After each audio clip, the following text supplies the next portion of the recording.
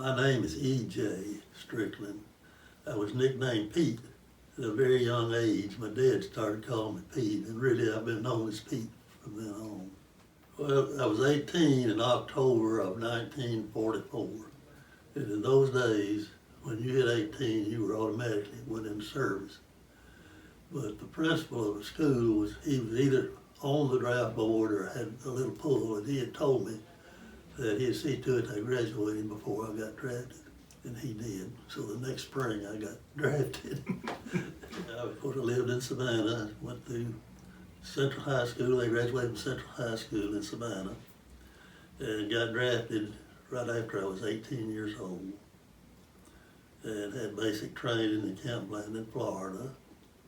Went from there to Fort Benning, Georgia, where I wound up in the paratroopers. They, after going through various stages of different types of training, they put me as a typewriter operator and a typist in the headquarters company there at Fort Benning.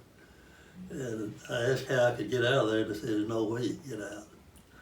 So I said, well, I thought to myself, I'll volunteer for the paratroopers and see how that works, and it worked. So that's how I got from typist to a paratrooper. Well, of course, the roughest part was, physically, was the training in the airborne school. It was an 8-week course, and the first 4 weeks, all it was physical exercise. All day physical exercise for the first 4 weeks with a little, maybe they taught us how to pack a parachute or something like that during that time. And then the last 4 weeks was kind of a combination, but primarily the last 4 weeks was when we started jumping.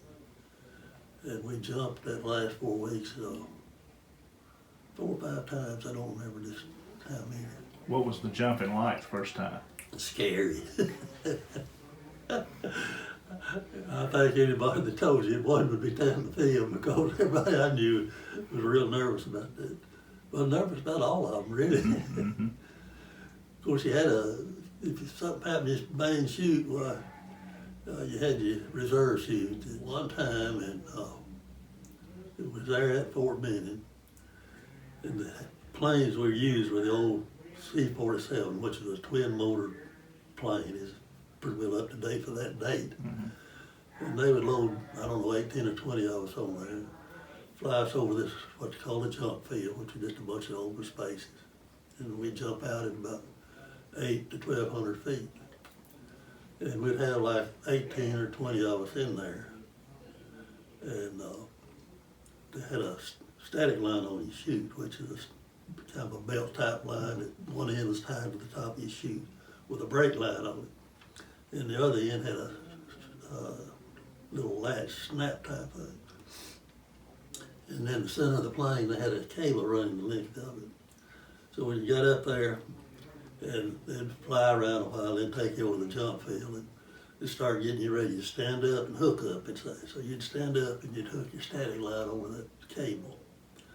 And then they'd say, stand in the door. So the first man, he'd stand in the door and get ready. And when he said go, well, everybody just slid the cable thing down the cable as it went down and jumped out. And the cable played itself out and then pulled your chute out of the pattern, which worked real good. Till one day we were making a jump, and next to they had a lieutenant in charge of it, and next to him I was going to be the last man out. And you always get in a hurry. If you run a little late, you'll miss the field. You might like we're laying in a tree or something. So everybody in a hurry to get out. And like I say, I was next to last, the lieutenant was behind me. And I got right at the door, I stumped my toe, tie down in the floor plane, and I fell down. And I didn't get up. I grabbed the edge of the door to pull myself out. And when I pulled myself out, he had already made a dive for the door. He came out right on top of me. And when the chutes opened, they were both open okay. But we were all tangled up together in our lines down in under those two chutes. and it would have been real comical if I hadn't been scared to death.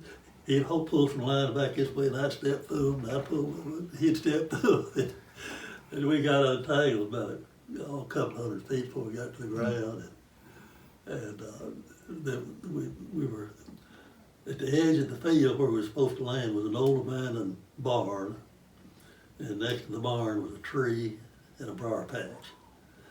And we came down, and he hit the tree, and I hit the briar patch. There was one regiment of us, 508 Parachute Infantry Regiment, was there in Germany. And we were stationed right outside Frankfurt, a little community, I call it a community called Bremerhaven. And the Army had taken over this little apartment complex, which wasn't anything fancy, but it beat a pup tent. You know, it was, to us it was fancy. And our whole regiment was stationed there. And our primary job was guarding the headquarters building for all the forces in Europe. It was a IG Farman building, they called it. It was a humongous building. And I know the post I had was one of the entrances. And put about an 8-hour shift. We go, and that's about all we did, was guard that building and then practice doing something else all the time. I don't remember a whole lot about the trip home. We just on one of those little slow freighter type boats loaded down with GIs like me, really.